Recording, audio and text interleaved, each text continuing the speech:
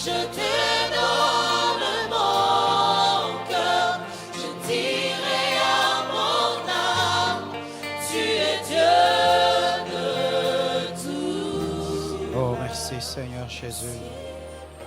En dépit des temps et des circonstances, nous t'adorons, nous te bénissons. Merci pour cette pluie qui a rafraîchi la terre, qui a arrosé la terre afin que le cultivateur puisse s'aimer et puisse récolter. Merci Père éternel pour ta présence. Merci parce que tu es notre repos, tu es notre joie, tu es notre paix, notre assurance et notre sécurité. Avec toi, nous franchissons les montagnes. Avec toi, nous avons la victoire sur toutes choses. Rien ne peut perturber notre destinée quand tu es avec nous. Tu parles et les montagnes t'entendent, tu parles. Le soleil t'entend, tu parles. La mer, les vents t'entendent et se calment. Oh, merci Jésus. Merci Jésus. Oh, merci Seigneur. Je ne peux imaginer combien ça coûterait. À la croix, il a pris ma place. Jésus s'est donné.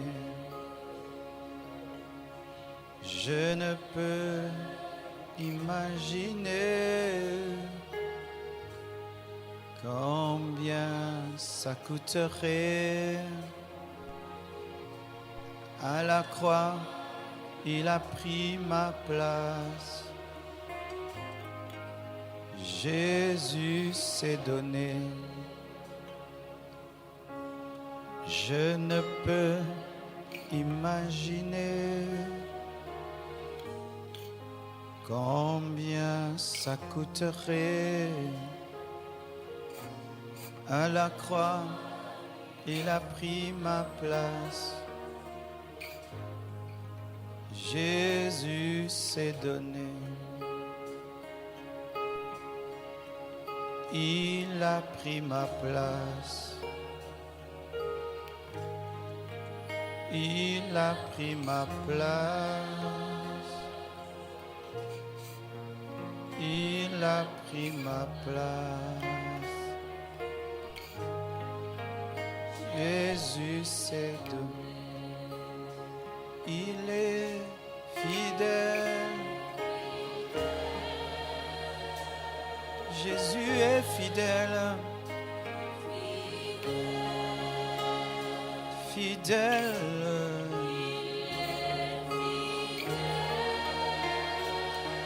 Mon ami fidèle.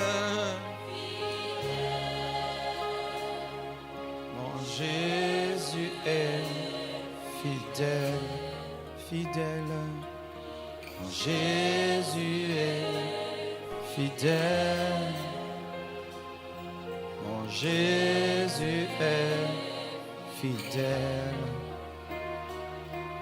Mon Jésus est fidèle. Il est fidèle.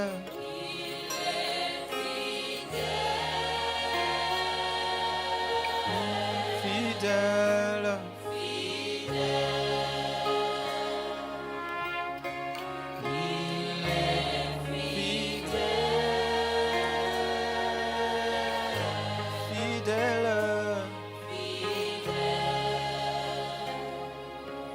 Jésus est fidèle.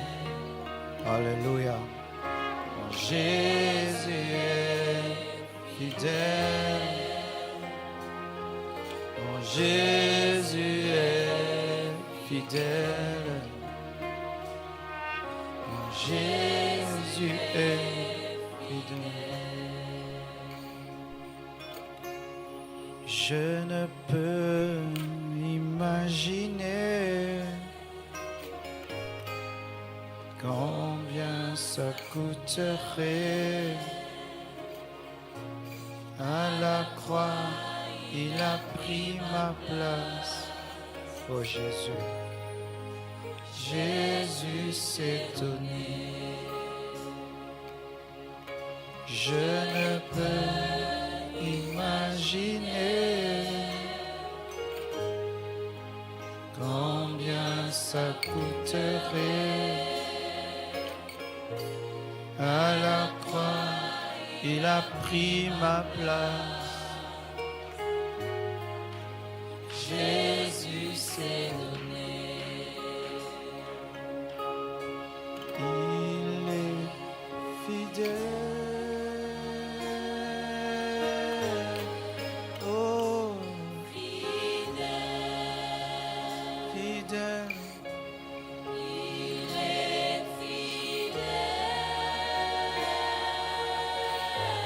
Fidèle. Jésus est fidèle. Jésus est fidèle. Jésus est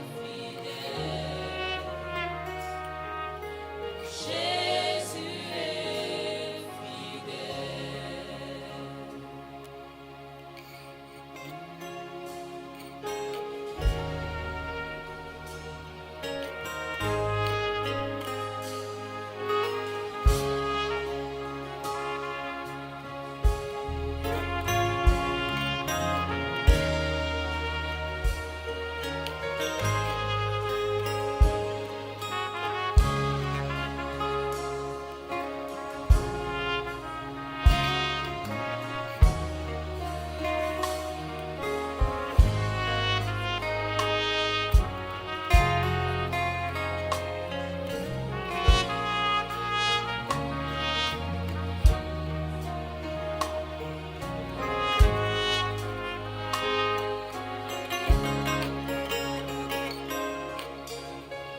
fidèle. Il est fidèle,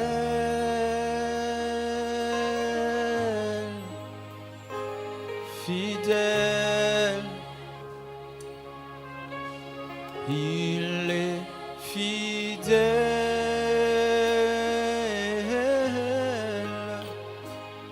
fidèle. Mon Jésus, mon Jésus. Oh, parle-lui. Dis-lui merci pour sa mort à la croix. Parle à Jésus. Parle à Jésus. Ne sois pas distrait dans la présence de Dieu. Tu n'es pas venu perdre ton temps. Parle à Jésus. Jamais je ne saurais combien coûtait le prix payé pour mon péché. Jamais je ne saurais combien coûtait le prix payé pour mon péché.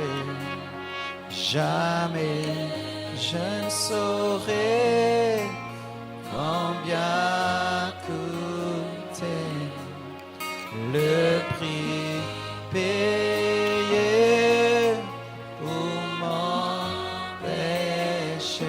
Jamais, jamais, jamais. Le prix payé.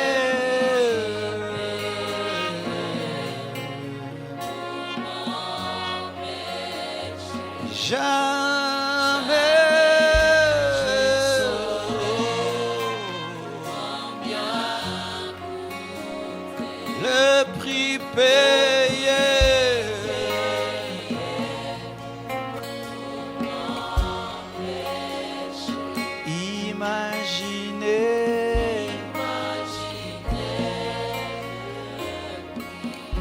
Imaginez le prix payé.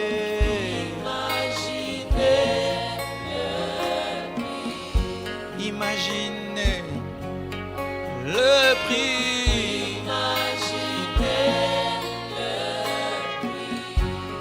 Imaginez le prix payé.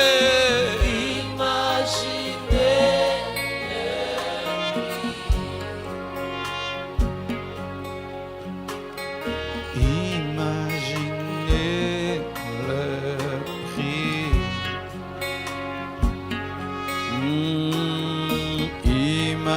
Imaginez le prix payé. Un Dieu est mort pour toi. Dieu est mort pour toi.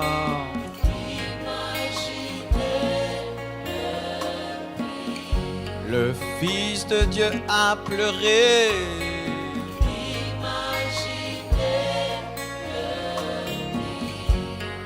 Pour toi à la croix, imaginez.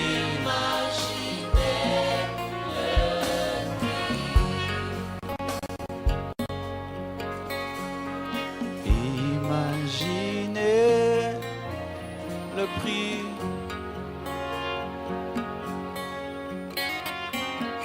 Imaginez le prix.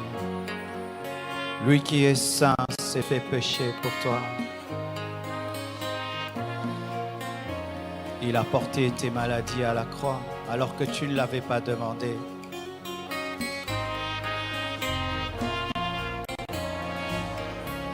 Il s'est fait pécher afin qu'en toi soit manifestée la justice de Dieu.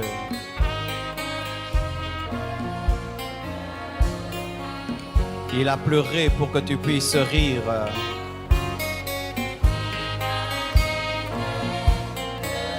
Devenu pauvre afin de t'enrichir.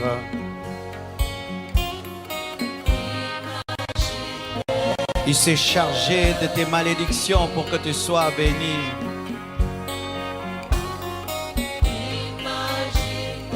Rejeté par le Père afin que tu deviennes fils de Dieu.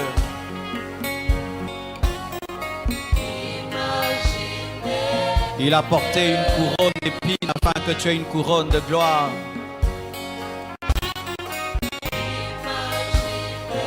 Il a perdu sa robe afin que tu portes une robe blanche. Il est mort afin que tu ressuscites.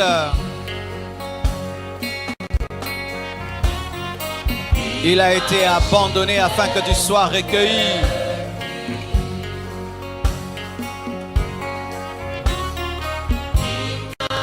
Devenu homme afin que tu deviennes Dieu. Péché pour que tu deviennes sainteté. Il a pris ta place.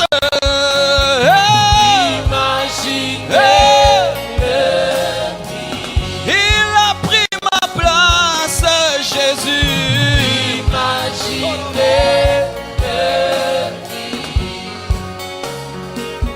Akufi ponayo. Akufi ponanga Yesu. Imaginez.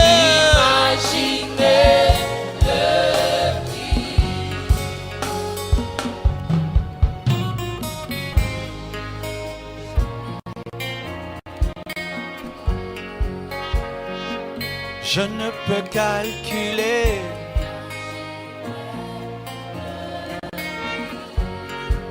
Je ne peux calculer.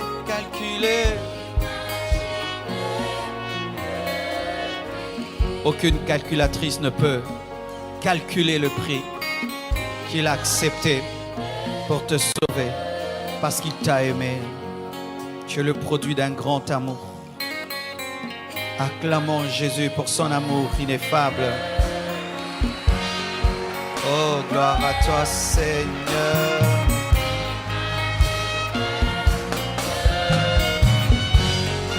Est-ce qu'il y a des rachetés ce matin? Est-ce qu'il y a des sauvés ce matin?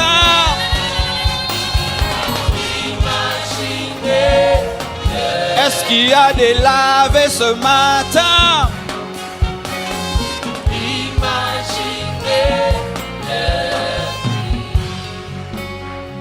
Bénis ta parole, bénis ton peuple. Parle-nous, enseigne-nous, change-nous, transforme-nous.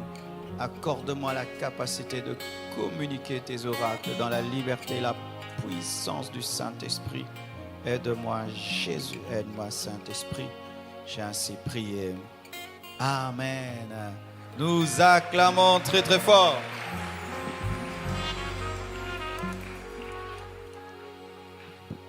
Je n'ai pas ouvert ma bouteille.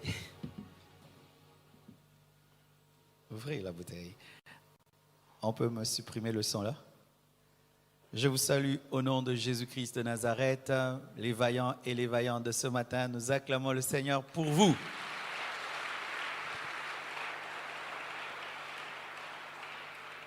Alléluia. Que Dieu soit loué, toi, parce que tu es venu en dépit de la pluie, même si tu es le sel de la terre. Amen. Je vous salue de tout cœur et je crois que Dieu va nous bénir et nous parler ce matin. On peut vraiment supprimer ce bruit-là, s'il vous plaît. Je vais continuer les enseignements sur la puissance du sang de Jésus-Christ. Nous allons nous tenir debout afin de lire quelques portions de la Bible.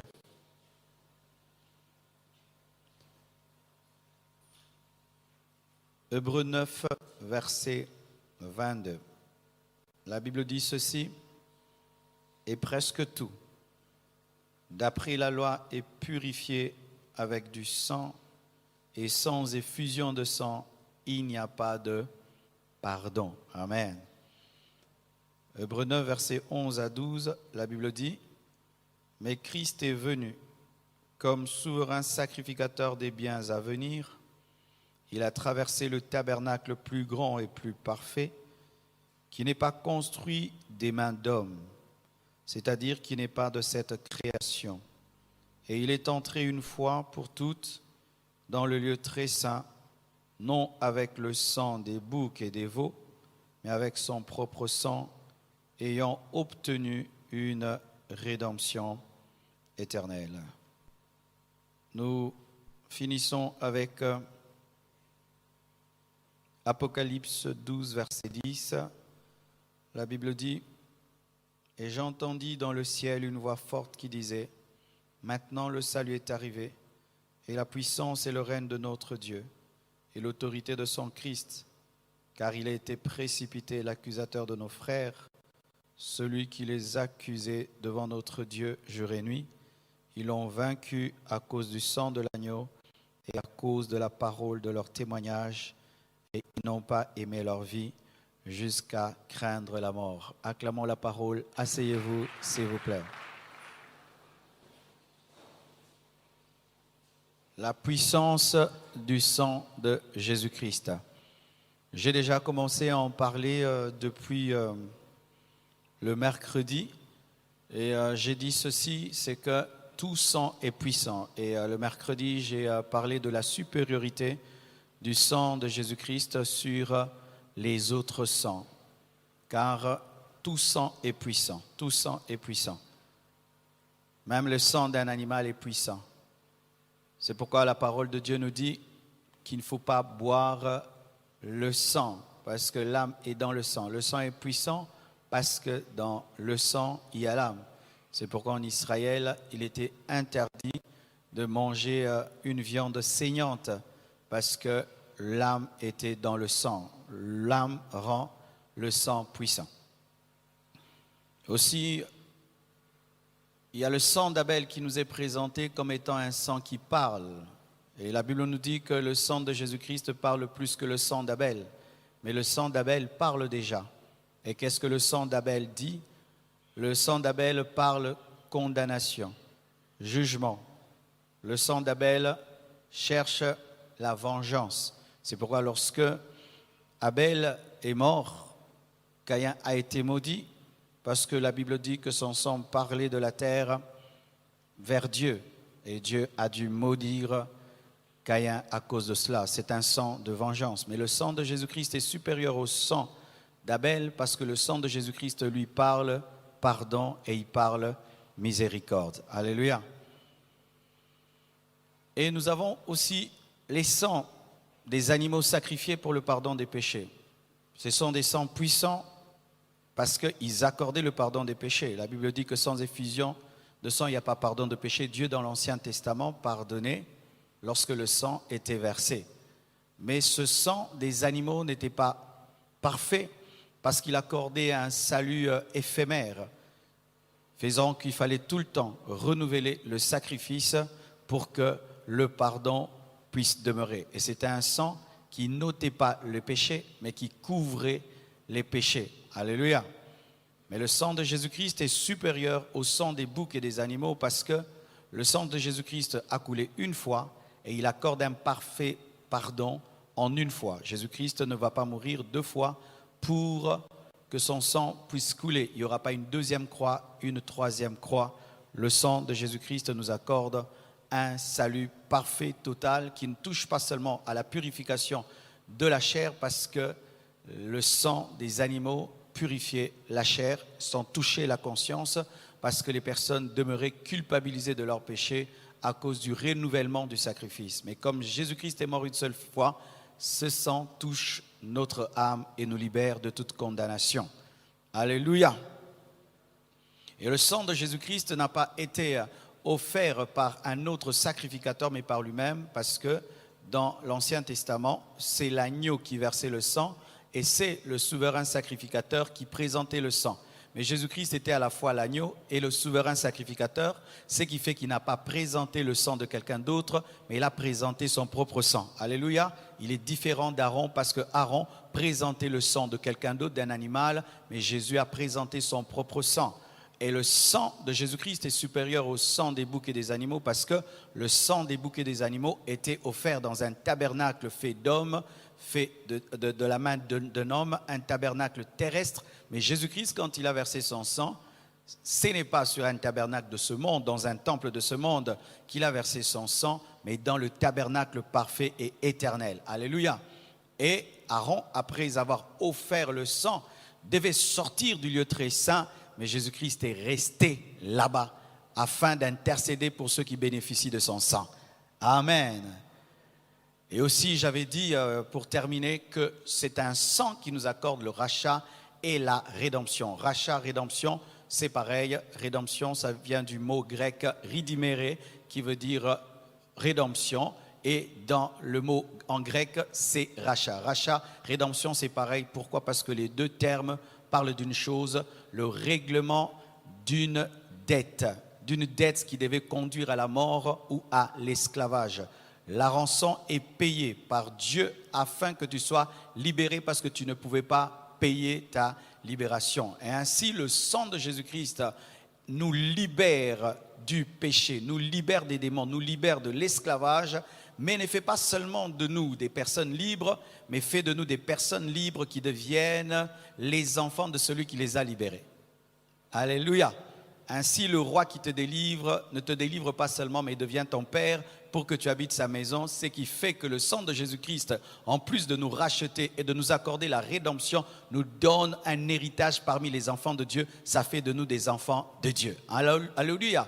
Ainsi, tu es adopté dans la maison de celui qui t'a délivré. Ce qui fait que depuis que l'Église a commencé, Dieu n'a plus de fils unique. Vous savez que Dieu n'a plus de fils unique. Dieu n'a plus de fils unique depuis que nous sommes devenus des chrétiens. Tu es fils de Dieu, tu es fils de Dieu. Donc Dieu n'a plus de fils unique. Ah oui, tu es choqué. Mais comment tu peux dire que Dieu a un fils unique alors que toi tu es fils de Dieu? Avant l'Église, avant que nous ne devenions des enfants de Dieu, Dieu avait un fils unique. Mais depuis que nous sommes devenus des enfants de Dieu, Dieu n'a plus de fils unique parce que ceux qui sont délivrés sont devenus aussi fils. Alléluia. Acclamez le Seigneur, c'est ce que j'ai dit.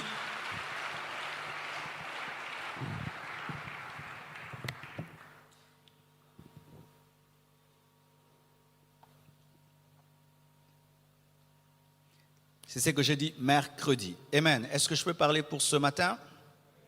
Je vous prie de vous procurer l'enseignement sur YouTube et à la table de la presse. Je vais vous parler d'une chose très importante ce matin, c'est que le sang de Jésus-Christ apporte le pardon du Père. Dites, le sang de Jésus-Christ apporte le pardon du Père. Alléluia. le pardon du Père. Pourquoi j'ai précisé le pardon du Père? C'est pour comparer le pardon que Dieu donne par rapport au pardon que les hommes donnent. Je ne sais pas si ça t'est déjà arrivé dans ta vie d'avoir vraiment besoin du pardon. Et du pardon d'un humain comme toi, où tu as fait vraiment quelque chose de mal, de mauvais, et tu sens que tout ce que tu feras ne peut arranger la situation.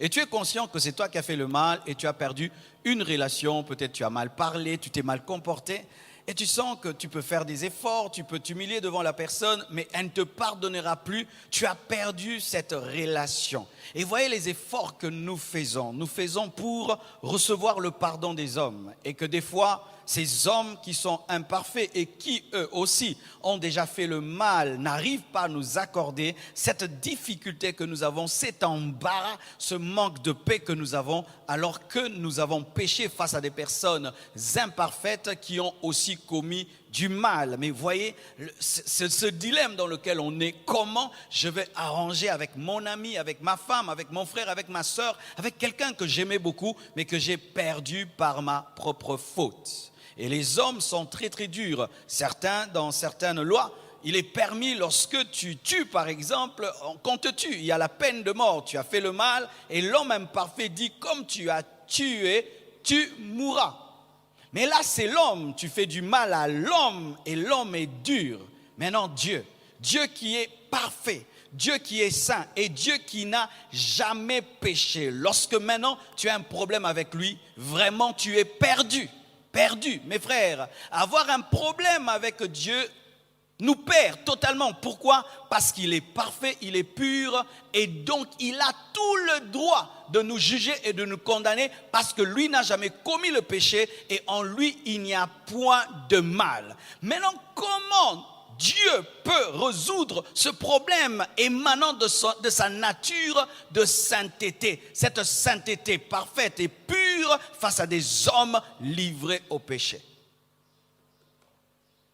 Mes frères et sœurs, c'est là qu'intervient la sagesse de Dieu. Le sang de Jésus-Christ est la révélation de la sagesse de Dieu. Pas seulement de l'amour de Dieu, mais aussi de sa sagesse. Car si tu ne comprends pas que le sang de Jésus-Christ est la manifestation de sa sagesse, tu ne comprendras pas pourquoi le sang a coulé.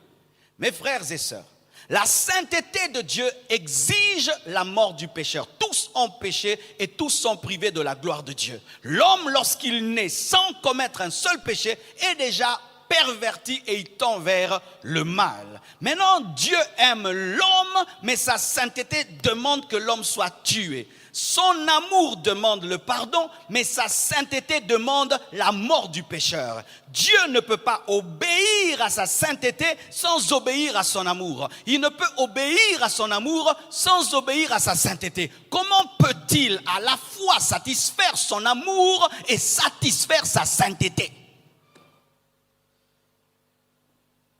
Sa sagesse lui est venue en aide et il a établi un principe: sans effusion de sang, il n'y a point de pardon de péché. Acclamons le Seigneur. Alléluia. Il a établi un principe: sans effusion de sang, il n'y a point de pardon de péché. Que ce soit dans l'ancienne alliance et dans la nouvelle alliance. Car sachez que même l'ancienne alliance a été inaugurée par le sang et la nouvelle alliance également a été inaugurée par le sang. Le sang des boucs et des brebis dans l'Ancien Testament et dans la nouvelle alliance, le sang de Jésus-Christ. Voilà maintenant. Dieu n'a pas voulu faire à l'homme ce qu'il a fait à Satan. Lorsque Satan a péché, le sang n'a pas coulé pour lui. C'est pourquoi il est jaloux de cette prédication. Alléluia. Lorsque les démons ont péché, le sang n'a pas coulé pour eux. Mais lorsque l'homme a péché, Dieu a établi un principe, le pardon par le sang. Ainsi, il donne à l'homme déjà un moyen de grâce. Tu ne mourras pas pour ton péché, mais l'animal mourra pour toi. Ainsi, les animaux ont commencé à mourir, et Dieu lui-même inaugure cette manière de faire lorsque Adam et Ève ont péché et ils se sont habillés des plantes, des feuilles. Dieu dit, ce n'est pas comme ça. Dieu tue un animal et les habille de peau pour dire, désormais c'est par le sang de quelqu'un d'autre, pas par ton sang.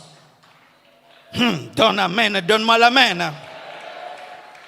Et dès que Dieu a établi cela, Moïse vient maintenant les dicter en loi. Ainsi, on commence à tuer les animaux, tuer les animaux, tuer les animaux. Et je vous assure, si vous entendiez les boucs et les brebis parler, c'était grave. Il devait dire, on nous tue pourquoi? Parce que ces hommes pêchent. On nous tue pourquoi? Parce que ces hommes pêchent. Il n'y a pas que l'homme qui a désiré la venue de Jésus-Christ. Même les animaux ont désiré la venue de Jésus-Christ. Donne-moi l'amen. Oui.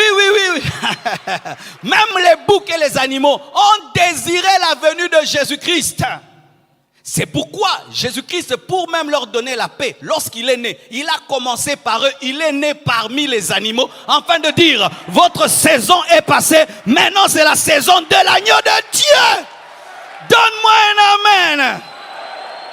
Alléluia. Il naît parmi les animaux pour leur dire, bientôt on ne va plus vous sacrifier.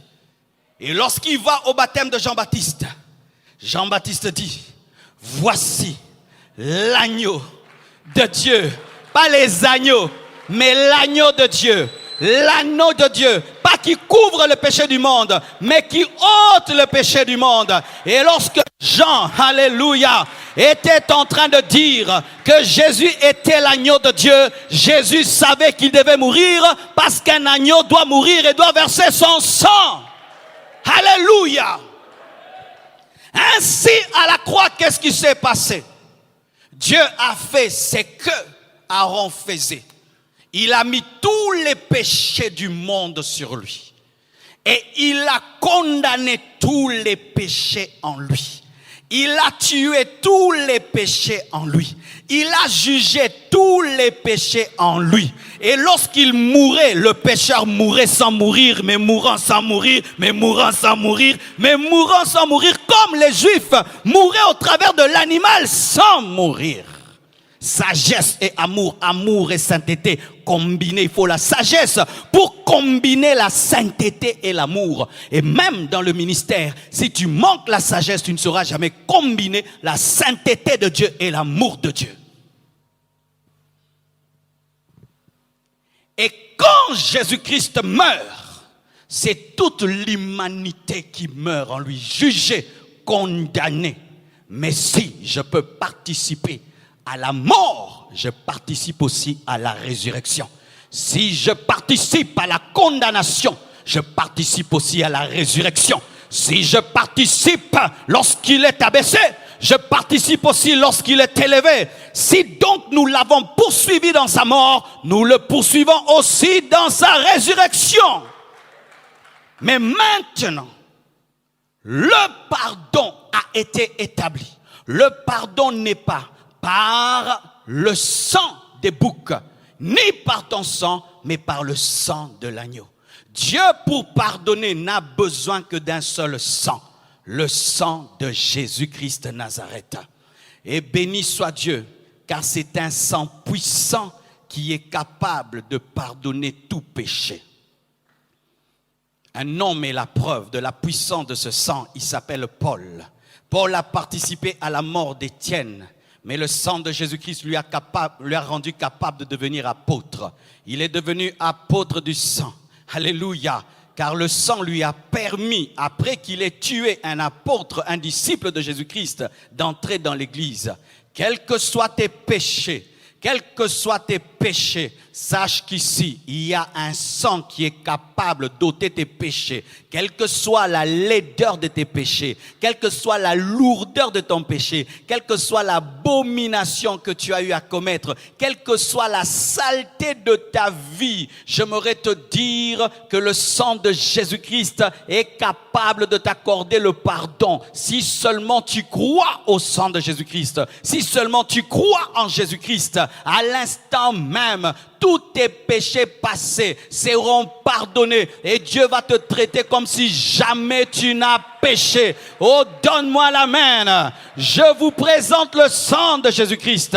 Je ne vous présente pas vos œuvres. C'est pourquoi dans la nouvelle alliance, nous n'avons pas besoin de jeûner pour être pardonnés. Jamais, jamais. Dieu n'exauce pas un estomac vide pour pardonner, mais il a besoin du sang. C'est le sang qui permet le pardon. Ce n'est pas un estomac vide. Ce n'est pas monter sur une montagne, mais c'est le sang. Sans effusion de sang, il n'y a point de pardon. Et comme il y a eu l'effusion de sang, il y a le pardon. Il y a le pardon.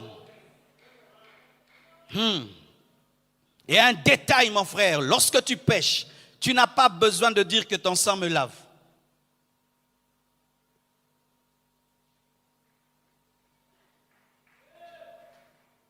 Que tu le dises pas, ça te lave. Que tu pries et que tu pries pas, le soleil va se lever. Ça, c'est le domaine de Dieu. Te laver par le sang n'est pas ton domaine, c'est le domaine de Dieu. Parce que tu n'as rien fait pour qu'il puisse mourir et tu ne feras rien pour que ça te lave. Tu n'as besoin que de croire. Donne-moi la main, je vais te parler. Donne-moi la main que je vais te parler. Est-ce que lorsque tu utilises le savon, tu dis au savon, enlève les microbes? Il sait qu'il doit enlever les microbes, toi, utilise-le seulement. Toi, demande seulement pardon, le sang va te laver. Donne-moi la main. Mais est-ce que celui qui dit que le sang me lave pêche? Il ne pêche pas, mais il fait la tautologie spirituelle. Il dit ce qui se fait déjà.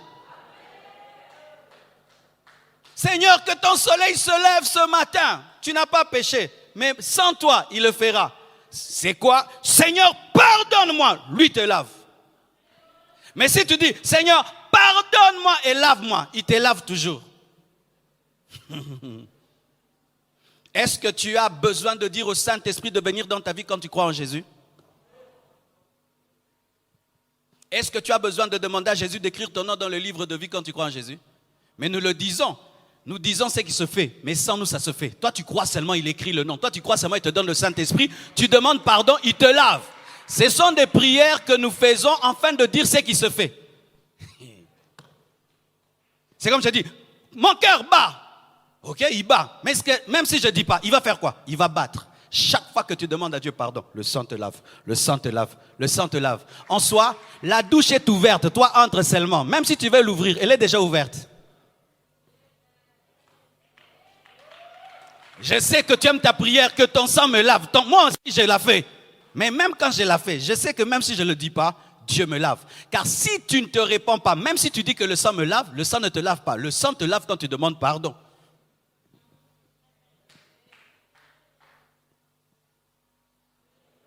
Amen. Amen. Le sang qui nous donne le pardon du Père. Et ce sang ne nous donne pas seulement un pardon du Père, il nous donne un salut éternel. Dites salut éternel. Le sang des boucs et des agneaux ne donnait pas un salut éternel. C'est pourquoi chaque année, le souverain sacrificateur devait aller encore dans le lieu très saint afin d'offrir le sacrifice pour le péché du peuple. Chaque année, il devait aller au jour de l'expiation. Chaque année. Et il fallait toujours renouveler. Toujours renouveler. Pourquoi? Parce que c'était un salut qui pouvait périmer. Mais voici ce que fait le sang de Jésus-Christ.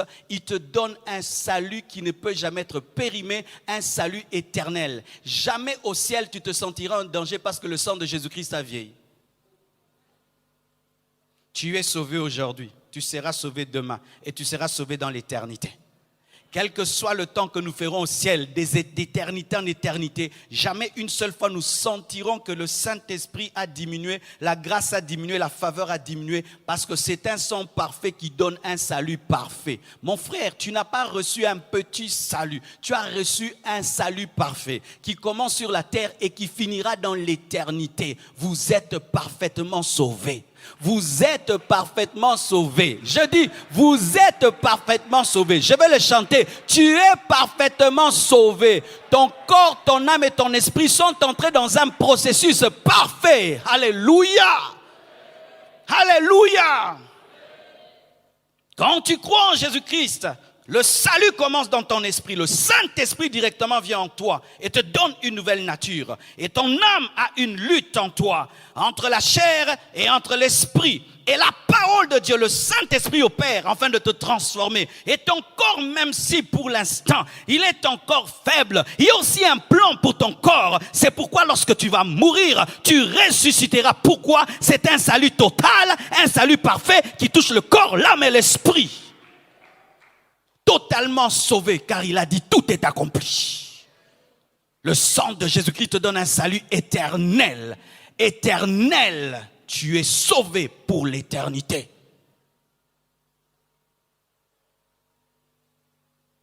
Le sang de Jésus-Christ, en plus, nous pousse à la sanctification et à la consécration. Beaucoup de gens ne veulent pas prêcher la grâce de Dieu. Pourquoi? Ils ont peur que les gens tombent dans le laxisme. Je trouve que c'est charnel de faire ainsi. Priver les gens de la vraie connaissance de peur qu'ils l'utilisent mal, ce n'est pas ça la sagesse. Que faut-il faire? Il faut prêcher la connaissance de Dieu et cette connaissance va produire les effets voulus par Dieu parce qu'il ne faut pas aider Dieu. C'est ainsi que dans les églises, nous prêchons beaucoup la part de l'homme et nous ne prêchons pas beaucoup la part de Dieu.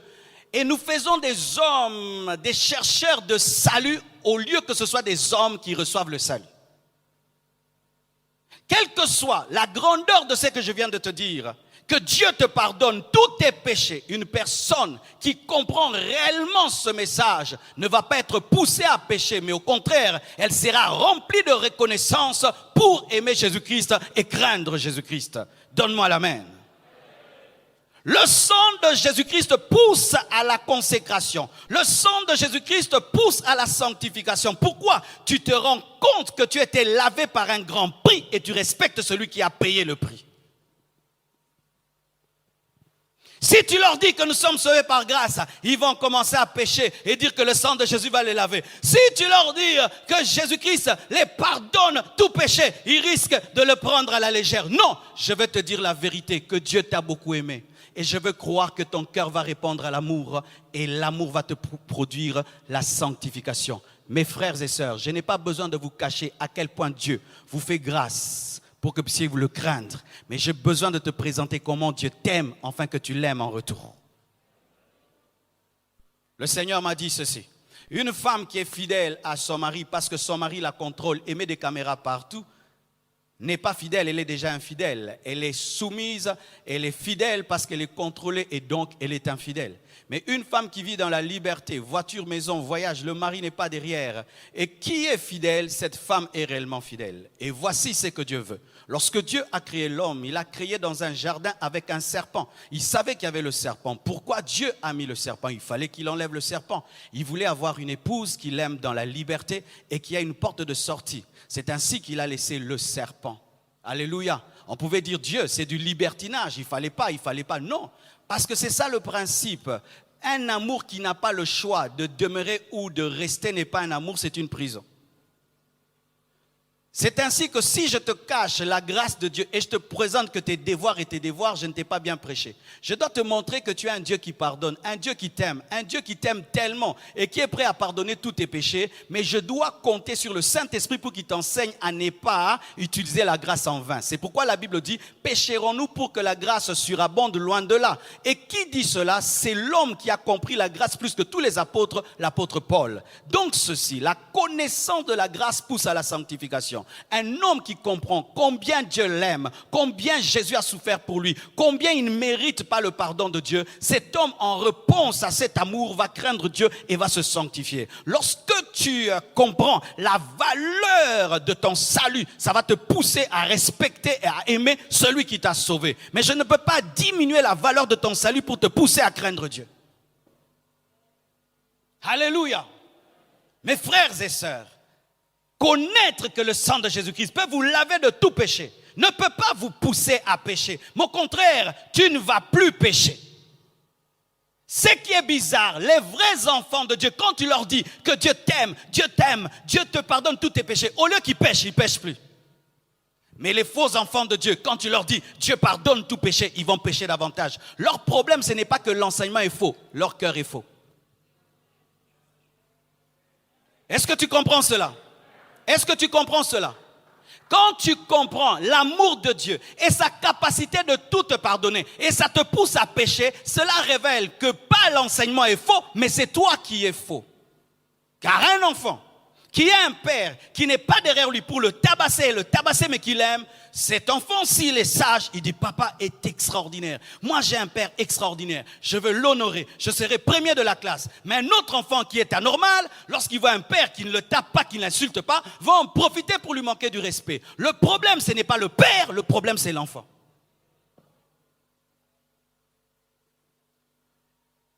Frères et sœurs, vous ne serez pas enlevés parce que vous faites des bonnes choses. Vous serez d'abord enlevés parce que vous avez la foi.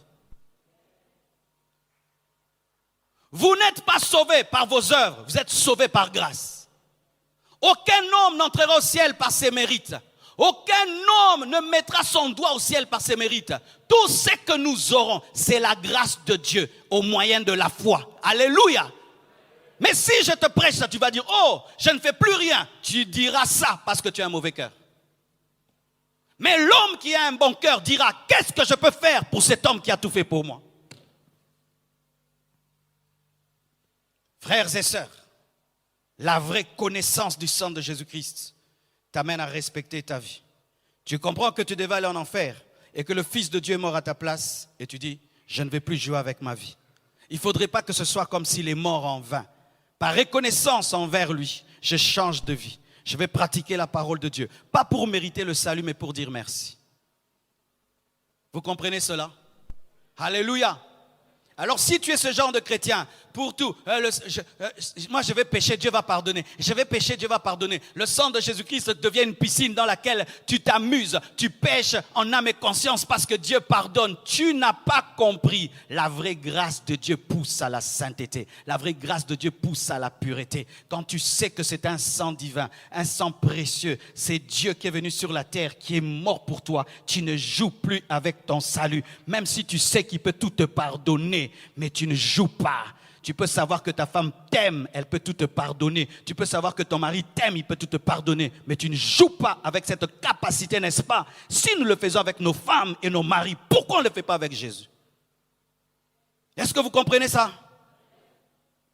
Tu sais que ton père t'aime, que tu peux même brûler ta maison, sa maison. Il va se fâcher, mais après...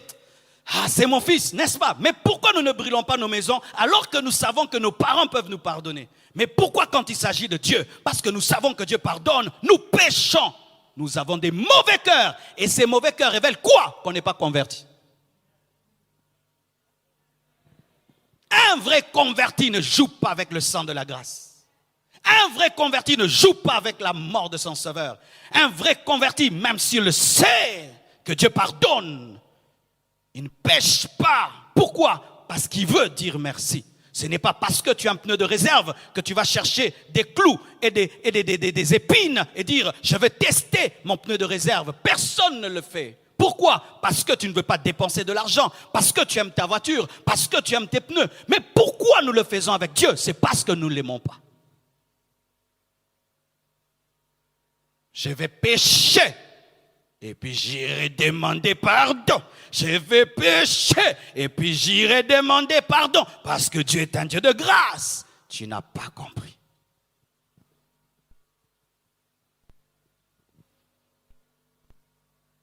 J'aime votre silence. Et aussi, le sang de Jésus-Christ nous donne la victoire sur le diable. Acclame le Seigneur pour cela.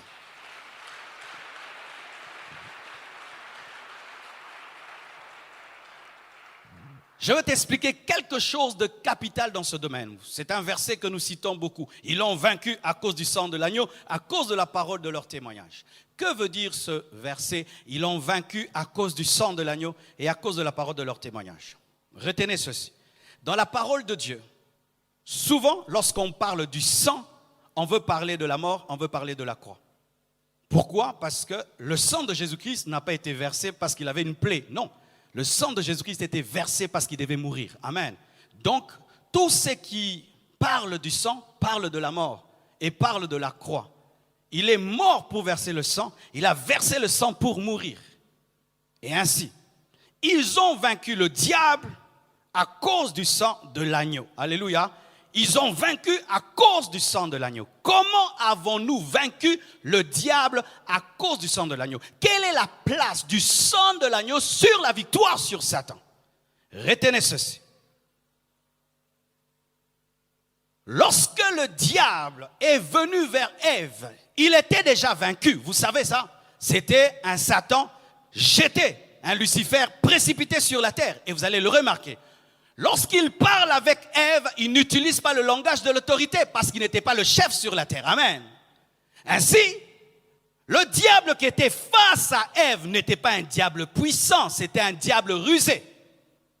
Qui était le puissant de la terre? C'était Adam, c'était Ève. Ève et Adam avaient la puissance sur la terre, la domination, même sur le diable. Alors le diable, sachant qu'ils étaient ses supérieurs, vous savez ça, lorsque le diable est allé vers Ève, il est allé vers sa reine. Parce qu'elle était la reine de la terre. David le roi, plutôt Adam le roi. Et il utilise une ruse, laquelle leur amenait à faire ce qu'il a fait. Qu'est-ce que lui a fait? Il a péché, c'est pourquoi Dieu l'a déchu. Il comprenait la parole de Dieu, la sainteté de Dieu. Il comprenait la sainteté de Dieu, mais il ne comprenait pas l'amour de Dieu. Satan. Parce que quand tu as une tête écrasée, c'est toujours ce qui arrive. Alors il vient vers Adam et Ève avec le principe de la sainteté de Dieu. Il sait, Dieu, si tu pèches, il te rejette. Si tu pèches, il te rejette. Moi, j'ai péché, il m'a rejeté. Donc si je pousse Adam et Ève à pécher, Dieu va les rejeter. Et il pousse Adam et Ève à pécher et ils sont séparés de Dieu. Et directement, eux qui avaient le pouvoir le donnent à Adam.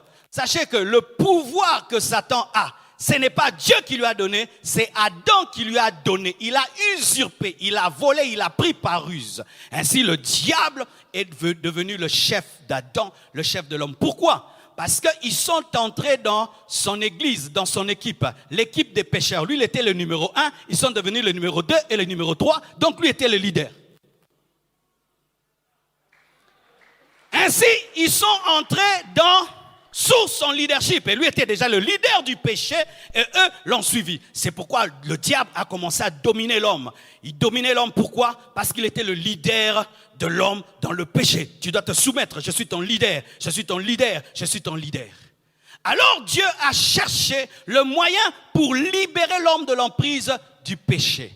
Et il a annoncé au travers de la femme, il a dit, tu vas enfanter avec douleur. Alléluia. Et la postérité de ta femme écrasera la tête du serpent et le serpent lui mordra le talon. Le diable entend que la postérité de la femme va écraser. Et ainsi, il se bat pour que cela n'arrive pas. Et remarquez, dans tout l'Ancien Testament, Dieu cherche un moyen pour rétablir l'homme, mais jamais cela n'arrive. Pourquoi? Le sang des boucs n'était pas assez puissant pour libérer l'homme. Ainsi, vous allez remarquer qu'aucun prophète dans l'Ancien Testament chassait les démons. Même Moïse n'a pas chassé les démons. David calmait les démons en chantant. Personne n'a chassé les démons. La doctrine de chasser les démons est venue avec Jésus et avec l'Église. Acclamons Jésus-Christ. Alléluia. Alors quand Jésus-Christ est venu, il ne s'est pas occupé du diable d'abord. Il s'est occupé de l'homme. Le ramener vers Dieu par son sang. Car la force de Satan n'est pas sa force, mais c'est ta séparation d'avec Dieu. Le diable est devenu le prince de ce monde parce que le véritable prince de ce monde était séparé de Dieu. Et donc si le véritable prince de ce monde est rétabli en Dieu, le diable n'est plus le prince de ce monde. Le diable est le prince de ce monde pour les païens, mais pour moi, il n'est pas mon prince. Je vais t'expliquer cela. Mon enfant fait du mal contre moi. Et je lui dis, désormais, oracle, tu vas seulement manger une fois par jour. Et je dis au travailleur, oracle ne mangera qu'une fois par jour. Mon travailleur commence maintenant à contrôler oracle. S'il veut manger 3 fois, il dit non, une fois par jour. Mon travailleur dit à oracle de manger une fois par jour parce qu'il est devenu puissant. Il dit à oracle de manger une fois par jour parce qu'il est le chef.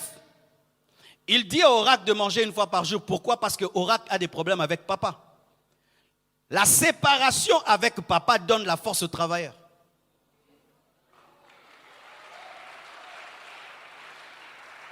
Et ainsi, lorsqu'Oracle veut manger 2 fois, il dit, je veux t'accuser chez papa, papa va te punir, Oracle lâche. Ce n'est pas la grosse voix du travailleur. Ce ne sont pas ses muscles, mais c'est la séparation du fils avec le père. Alléluia. Maintenant, qu'est-ce que Jésus-Christ a fait? Il est venu maintenant dire au fils qui a des problèmes avec le père, viens, je vais arranger pour toi. Et Rabo Sakalebro Shanda. Viens, je vais t'aider à parler à papa. Non, papa est fâché, papa va me taper. Viens, je vais aller devant toi, parler à ton père. Alléluia. S'il va me taper, qu'il me tape. S'il va me blesser, qu'il me blesse. Mais je vais aller vers lui. Donne-moi l'amen. Et lorsqu'il va devant le père, il dit au père, si cet enfant va faire 1 année sans manger 3 fois, moi j'accepte de le faire pour lui. Mais que lui, désormais, puisse manger 3 fois. Et dans la chambre, dites dans la chambre. Dans la chambre, il arrange pour le fils. Et le fils sort. Le travailleur vient encore. Oracle mange première fois. Il veut manger 2 fois. Hey! Attention. Pourquoi? Parce que il veut te maintenir dans ce que tu étais alors que tu étais pardonné. Et si le fils a la connaissance, il va lui dire, j'ai été restauré dans ma position, je mange quand je veux. Mais s'il n'a pas la connaissance, il va accepter encore de manger une seule fois. La puissance de Satan dans ta vie, c'est ta séparation avec Dieu. Mais le jour où tu entres en communion avec Dieu, le diable ne peut rien te faire. Il ne peut rien te faire, mes frères. Il ne peut rien te faire. Il ne peut rien te faire. C'est pourquoi nous l'avons vaincu par le sang de l'agneau. Pourquoi? C'est le sang de la réconciliation. C'est le sang qui nous rétablit à sa place, à notre place, faisant que le diable rentre à sa place. Le sang de Jésus-Christ te ramène à ta place et ramène Satan à sa place. Lorsque tu connais ça, tu t'imprègnes ça, tu n'auras pas peur d'un sorcier. Si déjà ton chef ne peut rien me faire, et toi maintenant Lélie qui lit, tu vas faire quoi? Si Satan en personne, quand il voit le sang, il doit s'arrêter. Maintenant un sorcier, parce que les sorciers, ce sont les plus bêtes dans les royaumes de Dieu. Oui, quand un serviteur du diable est bête, on lui donne la sorcellerie. Quand il est un peu intelligent, on lui donne la magie. Mais oui, vous ne le savez pas? Oui. La magie exige l'intelligence, lire des livres, l'initiation, retenir des codes. Mais le sorcier,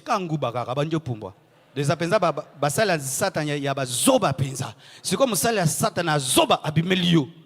Alors que lui-même le diable craint le sang. Qu'est-ce qu'un sorcier te fera?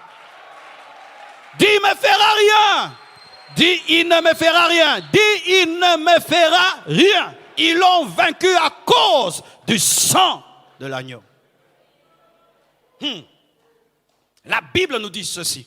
Lorsqu'Israël était en Égypte et que l'ange de la mort passait, si seulement ils ont mis le sang de l'agneau sur le linteau, l'ange passait. L'ange respectait le sang des animaux. Et vous pensez que le diable ne va pas respecter le sang de Jésus-Christ? Quand le diable vient dans ta vie, il trouve le sang, il doit passer. Il doit passer, mes frères, il doit passer. Et il passe toujours. La nuit, il passe. La journée, il passe. Tout le temps, il passe. Pendant que je prêche, il passe, il passe. Il passe, il passe. Alléluia. Donne-moi l'amen. Est-ce qu'on a dit ils l'ont vaincu par leur propre sang? On n'a pas dit que tu as vaincu le diable par ton sang. On n'a pas dit que tu as vaincu le diable par tes sacrifices. On ne dit pas que tu as vaincu le diable par tes jeûnes. On ne dit pas que tu as vaincu le diable parce que tu as prié longtemps. On ne dit pas que tu as vaincu le diable parce que tu as donné une offrande. Tu as vaincu à cause de quelqu'un d'autre. Une servante de Dieu qui opérait dans la délivrance un jour a été attaquée par le diable. Et le diable lui apparaît et lui dit, tu joues avec moi, tu veux te battre avec moi, tu joues avec moi, tu veux te battre. Et il ne parlait pas en vain. C'était pour amener cette servante de Dieu sur sa propre justice. Toi, tu vas te battre avec moi. Et l'Esprit de Dieu lui a dit, réponds selon la parole, il a dit, moi, je ne vais pas me battre avec toi, mais c'est celui qui est en moi qui se battra contre toi. Et le diable est parti. Présentez le sang, pas vos œuvres, pas vos jeûnes, pas vos prières, pas vos longues prières. Présentez le sang. Donne-moi la main. Si c'était le jeûne, le diable allait être chassé par Moïse. Moïse a jeûné 2 fois 40 jours, mais n'a pas chassé le diable. C'est la foi dans le sang. La foi dans le sang. Regardez, il y a des gens, s'ils ont des problèmes, ils courent vers l'ambassade des États-Unis. L'ambassade des États-Unis n'a qu'un mur. Amen. Hein? Et on a mis seulement États-Unis. Si seulement tu entres là, on ne te fait plus rien. Même tes ennemis commencent à te regarder de loin et tu leur fais comme ça. Et puis fais toi, mais c'est une clôture. Et un gouvernement qui n'est pas là, mais qui est là au travers de l'ambassade. Maintenant, moi, j'ai Jésus.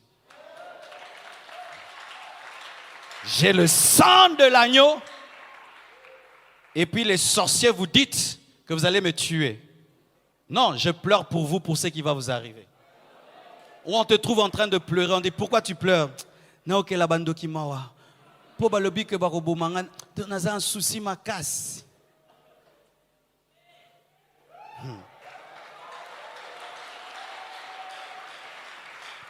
Alors, comment certains chrétiens sont touchés? Voici. Lorsqu'on mettait le sang sur le linteau d'une maison en Israël, c'était un sang. Il n'y avait pas un gardien, il n'y avait pas un ange visible qui voyait. Et la mort frappait partout. Imaginez en Égypte, lorsque les Juifs étaient dans leur maison, avec du sang sur le linteau, ils entendaient comment les Égyptiens pleuraient. Et des fois, peut-être, c'était un voisin qui criait. Et des fois, un Juif qui tombe dans l'incrédulité peut dire, mais tel voisin, j'entends le cri, l'autre, c'est en train de venir vers ici. Alors qu'il a le sang sur le linteau, il va faire quoi? Il sort de la maison pour fuir, alors il meurt. Qu'est-ce qu'il a tué? Est-ce que c'est la puissance de l'exterminateur ou le fait qu'il n'a pas cru au sang? Tu es touché parce que tu ne crois pas au sang. Ce n'est pas parce que l'exterminateur est fort. Tu n'es pas là où tu dois être, la foi en Jésus. Quand Satan t'attaque, entre seulement dans la foi en Jésus. Compte sur le sang. C'est tout. C'est tout. Je vous dis, c'est tout de tout, de tout. La vie chrétienne est facile. C'est vous qui la compliquez. Vous voulez trop ajouter vos choses à vous. C'est pourquoi maintenant vous sortez de la maison alors que c'est la maison qui est protégée. Tu ne vas pas vaincre l'exterminateur parce que tu sais courir, mais parce que tu restes en place. Ceux qui couraient mouraient, mais ceux qui restaient calmes à la maison vivaient. Reste en Jésus. Reste en Jésus. Tu sais que Christ est mort pour toi. Il a pardonné tes péchés. Son sang t'a lavé et son sang te protège de Satan. Et Satan respecte le sang de Jésus. Même si tu es dans une famille de sorcellerie, j'aimerais te dire que le sang des sorciers ne peut rien contre la puissance du sang de Jésus. Si le sang de la famille parle contre toi, le sang de Jésus-Christ parle plus que le sang de la famille. Tu es dans une alliance extraordinaire. Si tu pouvais savoir en qui tu as cru, en qui tu as cru. Un jour, je rencontre un sorcier qui voulait tuer ma mère et je lui défie, je dis, toi, tu veux tuer ma mère? Et je lui dis, aujourd'hui nous verrons qui sert le vrai Dieu. Si c'est ton Dieu qui est vivant, que je meure. Si c'est le mien qui est vivant, que tu meurs. Et il est mort. Ouais, Tchétché est mort. Il s'appelait Tchétché. Tchétché est mort. Pourquoi? C'était le défi des sangs. Mais je ne te dis pas d'aller tuer les gens.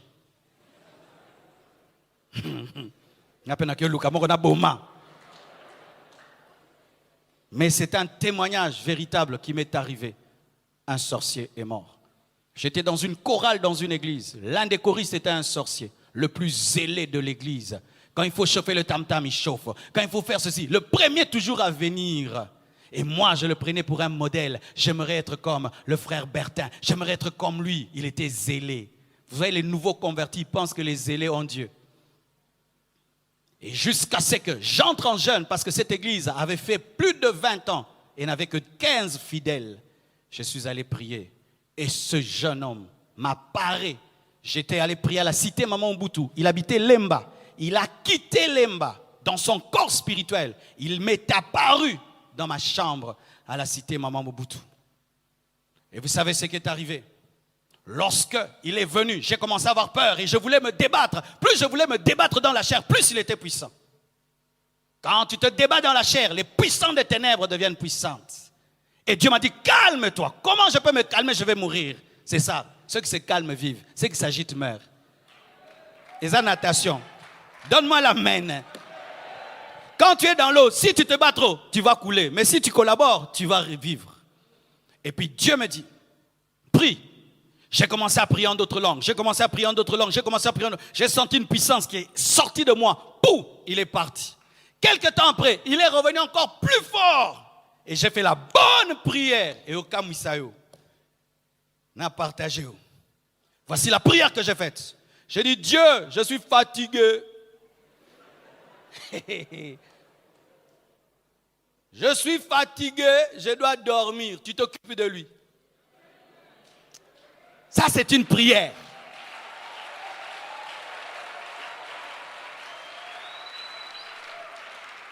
Je ne parle pas au Père comme si j'étais l'esclave du Père. Je parle au Père comme étant fils du Père. Fils du Père. Et mon Père sait que j'ai besoin de dormir. Hey, tout dépend de ta foi. Et ça n'a pas tout n'est pas nzambe na lutu bamsu bakendaka na sakombi bamsu bakendaka na tracteur bamsu bakendaka na pakebo. Tout dépend de ta foi. Et puis j'ai dit à Dieu, moi je suis fatigué, je dois dormir, tu t'en occupes. Quand je dis ça, j'ai senti un ange qui est venu vers eux. Et quand l'ange est venu, j'ai dit, Jésus, c'est toi. Il a dit, non, c'est ton ange. Il était toujours là, mais tu t'agitais tellement qu'il ne pouvait pas agir. Quand on veut t'apprendre à nager, tu restes calme, on va t'apprendre. Si tu t'agites, tu te noies. Et quand je l'ai vu, j'ai quitté Cité Mobutu. Je suis allé le chercher à Lemba. J'ai dit, Bertin, tu étais venu me voir à la Cité Mobutu. Il a dit, oui. Ouais. Mais il m'a dit, tu es maintenant très loin. Hein? J'ai dit, ta santé est trop loin. Et quand il savait que je le connaissais, il a commencé à beaucoup m'attaquer. Jusqu'à ce qu'un jour, nous sommes allés quelque part, chanter comme j'étais choriste. Et lorsqu'on nous donne à boire, il prend ma bouteille de coca qui était loin de moi. Il me la donne, mais quand il me la donne, il met son doigt dedans. Comme ça, il me la donne avec son doigt dans le coca. Il me donne comme ça. Au mélaton. Quand il me donne, je dis, Seigneur, depuis quand quelqu'un peut donner le coca avec un doigt dedans? Mais il met la sorcellerie. Et puis Dieu me dit, maintenant tu vas lui prouver. Prie dans ton cœur et bois. Je prends la bouteille. Je prie dans mon cœur. Je bois. Et puis je le regarde. Bizarrement, quand il me regarde, c'est comme s'il cherchait que quelque chose entre moi, cela n'entrait pas. Vous savez ce qui lui est arrivé? Sur le chemin du retour, il est tombé dans les caniveaux. Quand il tombe dans les caniveaux, les autres choristes savaient déjà qu'il était sorcier. Moi, j'étais un nouveau venu.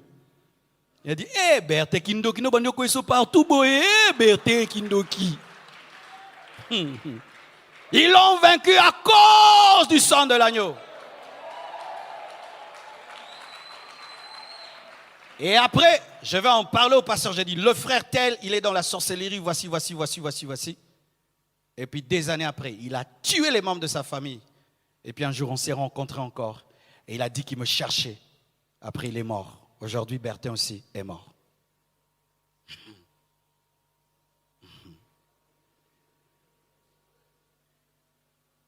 Quand une antilope poursuit un lion, qui meurt?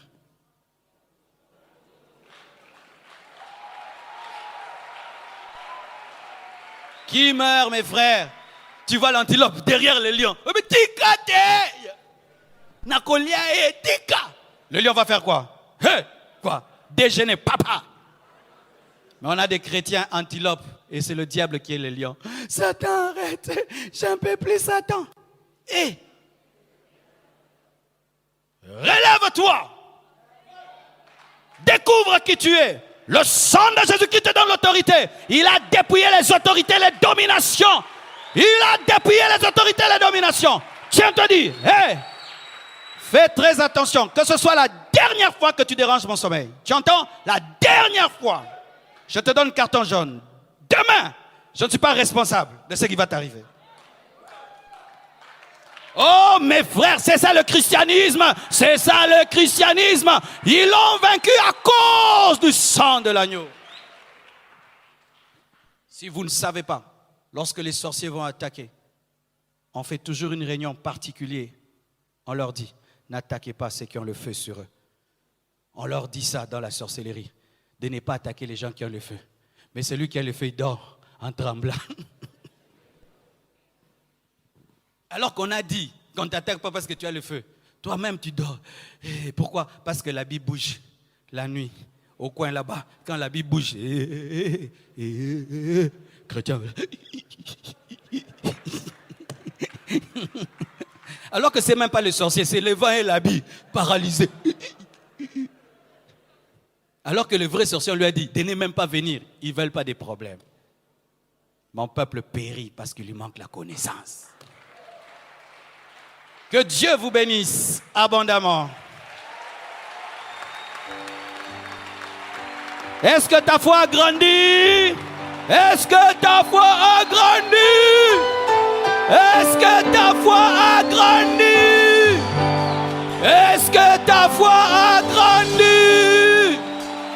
Oh, gloire à Jésus, gloire à Jésus. Je te bénis, je te rends grâce. Ils l'ont vaincu à cause du sang de l'agneau. Ils l'ont vaincu, vaincu, vaincu, vaincu, vaincu.